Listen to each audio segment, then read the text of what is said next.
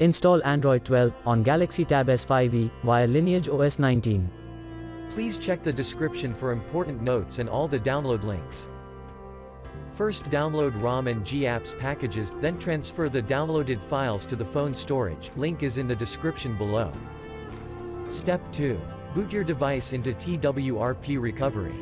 Once in TWRP, click on Wipe, Advanced Wipe, and select the check boxes, as shown in the image, excluding internal storage. Step 4. Swipe the button to wipe the device. Step 5. Go back to the recovery main screen, and tap on the Install button. Step 6. Navigate to the storage, and select the ROM zip file. Step 7. Finally, swipe the button on the screen, to install ROM file. Step 8.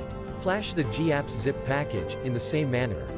Step 9. After GApps flashing completes, select Wipe Cache and Dalvik from bottom left side of screen, and swipe to wipe. Step 10. When the flashing process is complete, hit Reboot System. That's it, you have successfully installed the ROM on your device.